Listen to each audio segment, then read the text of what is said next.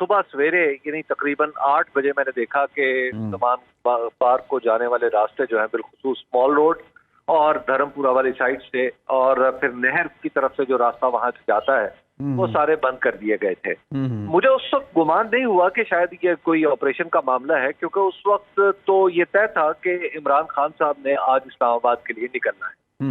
लेकिन यकायक एक वारंट बरामद हो गया, सर्च वारंट बरामद हो गया और उसके बाद पुलिस ने वहां पर धावा बोल दिया। अब पुलिस ने जो वहां पर काम किया वो 3 ऑब्जेक्टिव्स थे जो आप यूं कहिए कि इमरान खान साहब के हवाले से जो उन्होंने हासिल कर लिए इस ऑपरेशन के जरिए। उन्होंने सबसे पहले तो नहर और ज़मान पार्क के घर के दरमियान जो खैमे लगे हुए थे जिसमें कारकुन उनके मुकीम थे तहरीक इंसाफ के और अपनी दानिश से वो अपने कायद की हिफाजत भी कर रहे थे, वो सारे खैमे सिरे से खत्म कर दिए गए और उसके एक हिस्से में बाकायदा तौर पर पानी छोड़ दिया गया।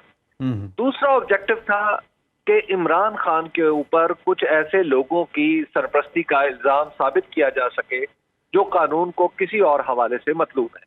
ठीक है। इसके लिए उन्होंने आज जो निशाना बनाया वो इमरान खान का इमरान खान के जो जेर इस्तेमाल हिस्सा है उस घर का, उसको नहीं बनाया बल्कि उससे मुलहिका यानी बिल्कुल उससे उसी के अंदर, उसी घर के अंदर, उसी प्रीमिसेस के अंदर दीवार से यानी एक ही गेट रास्ता है, तो वहां पर जो सर्वेंट क्वार्टर्स हैं उनको उन्होंने बाकायदा तौर पर निशाना बनाया और वहां पर जाके उन्होंने कुछ 2 लोगों को गिरफ्तार भी किया, जिनमें से मुझे पता चला है कि एक माली है और एक खानसामा है।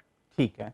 और तीसरी बात, सफाई करने वाला भी शायद है। जी, सफाई करने वाला भी था। और 3 जो लोग हैं, तीसरा जो काम था वो ये किया कि कल से यानी 15 और 16 मार्च की वजह से जो कुछ हुआ था वहां पे कुछ नौजवान डॉक्टरों ने सहन में यानी ज़मान पार्क के घर के सहन में ही एक छोटा सा मोबाइल क्लिनिक बना रखा था, टेबल कुर्सियां रख के और कुछ स्टेथोस्कोप रख के और दवाइयां रख के। वो जाते हुए रात को वो सारी दवाइयां समेट के डब्बों में डाल जाते थे और वो सब की सब दवाइयां उल्टी पुल्टी हुई आज मुझे नजर आई। और तीसरी बात यह है कि इर्द गिर्द के लोगों को, इमरान खान को भी डराने के लिए, उनके लीडरों को डराने के लिए कि ये काम अगर हम इमरान खान के साथ कर सकते हैं तो आप सोचिए आपके साथ क्या कर सकते हैं। तो उनके घर का दरवाजा जो बड़ा मजबूत है और वो भी 2 हिस्सों पर मबनी फाटक है, एक पाइपों का फाटक है जैसे जो नीचे से ऊपर होता है 90 दर्जे के जाविये पे, और एक जो है वो आप जानते हैं जैसा रेगुलर गेट होता है लेकिन बड़ा मजबूत किस्म का वो गेट था। तो उस गेट को बाकायदा तौर पर तोड़ दिया गया और तोड़ा एक मशीन के जरिए गया जो जाहिर है अर्थ मूविंग मशीनरी होती है बहुत बड़ी बड़ी, उस क्रेन के जरिए उसको तोड़ दिया गया। और आज जब मैंने वहां पे देखा तो मेरे लिए कुछ थोड़ी सी हैरत की बात थी कि मैं ऐसे मनाजिर एक तो मैंने पहले कभी नहीं देखे। हारून साहब ने अगर कभी देखे हो तो देखे हो क्योंकि उनका सहाफती कैरियर मुझसे तवील है। मैंने अपनी सहाफती जिंदगी में इस तरह की बर्बरियत कभी किसी घर के ऊपर नहीं देखी। और फिर किस अंदाज में, फिर जो 2 अहम बातें आईजी पुलिस भी कर रहे हैं वो ये है कि वहां से असला बरामद हुआ और दूसरी यह है कि अंदर से एक गोली फायर हुई। इत्तफाक ऐसा है कि उस वक्त वहां पे मौजूद सारे जर्नलिस्ट और सारे कैमरामैन, आज उनसे मैंने बात की, उनसे जानने की कोशिश की कि क्या अंदर से फायर हुआ, तो सब ने बिल इत्तफाक ये बात कही कि अंदर से कोई फायर नहीं हुआ, अंदर से कोई चीज बाहर की तरफ नहीं फेंकी गई। पहले जब गेट को ये धक्का देते रहे यानी पुलिस के जवान धक्का देते रहे तो उसके बाद मतलब उन्होंने गेट तोड़ दिया तो अंदर से कोई मज़ाहमत भी नहीं हुई, अलबत्ता कुछ लोगों को इन्होंने पुलिस वालों ने मारपीट की। तो लिहाजा ये जो बुनियादी पुलिस ने ये जो प्रीमाइज जो मुकदमा कायम किया है कि अंदर से कुछ हुआ तो वो सरासर गलत है। दूसरी बात है कि सर्च वारंट भी देखें तो सर्च वारंट अगरचे एक जज साहब का जारी करता है, वो सर्च वारंट मुझे समझ नहीं आ रही कि वो आप उसको पढ़ के देख लीजिए, आपके पास भी होगा अदनान साहब, कि वो सर्च वारंट के पीछे जुर्म क्या है, यानी वो कौन सा ऐसा जुर्म है। वो तो ऐसे ब्लैंकेट किस्म का लगता है सर्च वारंट, जिस तरह का मैंने कभी अदालती, मैं चूंकि कानून से की शुद्ध-बुद्ध रखता हूं, मैंने कभी अदालतों से इस तरह का सर्च वारंट जारी होते हुए भी नहीं देखा। और तीसरी बात यह है कि इमरान खान साहब को, जैसे ही इमरान खान साहब निकले हैं उसके बाद उनके घर पर हमला करना, दरअसल मैं समझता हूं कि वो जो एक आमरों की اور ڈکٹیٹرز کی یا فسطائیت کی ایک ہمیشہ سے ایک وہ فکرہ کہا جاتا ہے نا، پرووک اینڈ پنش.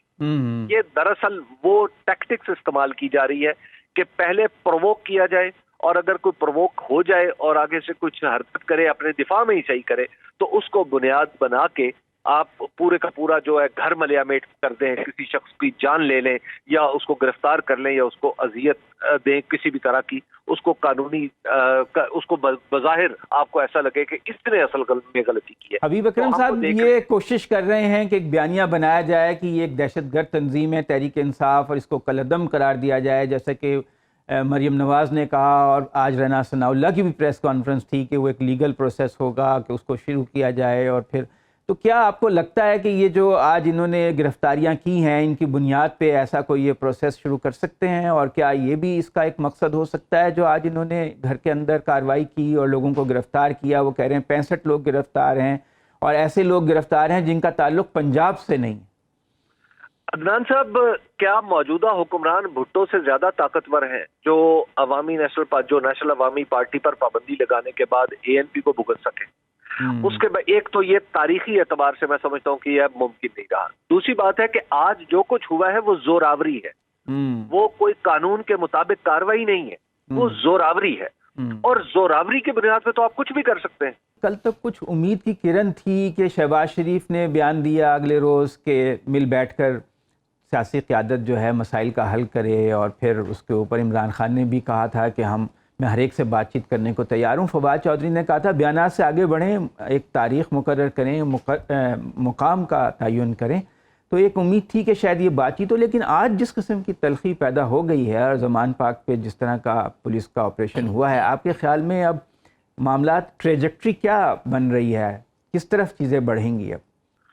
دیکھیے عدنان صاحب، اس وقت الیکشن اناؤنس ہو چکے ہیں، اور اس وقت جیتنے والی پارٹی جو بظاہر نظر آ رہی ہے وہ پاکستان تحریک انصاف ہے، اور الیکشن بھی دراصل اسی کے کال کیے ہوئے ہیں کیونکہ اس نے اسمبلیاں توڑی تھی. جی. اب جو ہارنے والی جماعت ہوگی اس کی سب سے زیادہ، یا ایسی جماعت جس کو ہارنے کا اندیشہ ہوگا، وہ چاہے گی کہ الیکشن ڈیلے ہو. اور آپ اس سے پہلے دیکھ لیجئے کہ باقاعدہ طور پر ایک نیریٹو بنایا جا رہا ہے کہ ترازو کے دونوں پلڑے برابر کیے جائیں. یعنی اس کا مطلب یہ ہے کہ عمران خان صاحب کو وہ سزا دی جائے جو نواز شریف صاحب کو مل چکی ہے، یعنی انہیں جیل میں بھی ڈالا جائے اور انہیں نااہل بھی قرار دیا جائے، اور اس کے بعد الیکشن کروایا جائے. اب ظاہر ہے یہ ایک دن میں کام ہو نہیں سکتا، اور اول تو یہ پاسبل نہیں اور دوسرا ہو نہیں سکتا ایک دن میں. تو لہٰذا جب تک یہ نہ ہو اس وقت تک الیکشن آگے چلتے جاتے رہیں انڈیفینٹ مدت کے لیے. یہ ہے عمران خان کے یا پاکستان تحریک انصاف کے مخالفین کی اپروچ. اب اس ٹریپ سے بچنا ہے عمران خان نے اور ان کی پارٹی نے. اگر تو وہ اس طرح پرووک ہو جاتے ہیں یا کوئی ایسی ان کی طرف سے کوئی ایسا معاملہ، ایسی چیز ہو جاتی ہے کہ جس کو بنیاد بنا کر الیکشن جو ہے وہ ملتوی کیے جا سکے، تو میرا خیال ہے کہ موجودہ بندوبست اس میں ایک لمحے کی تاخیر بھی نہیں. مطلب یہ کہ آپ چاہتے ہیں کہ وہ پرامن رہیں گے تو ان کا ہی فائدہ ہے، الیکشن ہو جائیں گے اور ان کو فائدہ ہوگا. ان کے گرد لوگوں کی جو موجودگی ہے عمران خان کے گرد، اس کے لیے ان لوگوں کو ان پہ یہ ضروری نہیں ہے کہ وہ جھگڑے بھی یا پولیس کے اوپر کوئی پتھر مارے یا پولیس کو کچھ ایسا کرنا پڑے. تو ان لوگوں کی صرف پرامن موجودگی جو ہے عمران خان کی حفاظت کے لیے کافی ہے. تو ایسی صورت میں میرا خیال ہے کہ تحریک انصاف کو یہ سب سے اہم چیز ہے جسے اسے غور کرنا چاہیے کہ وہ کسی بھی صورت الیکشن ملتوی کرنے کی طرف حالات کو نہ جانے.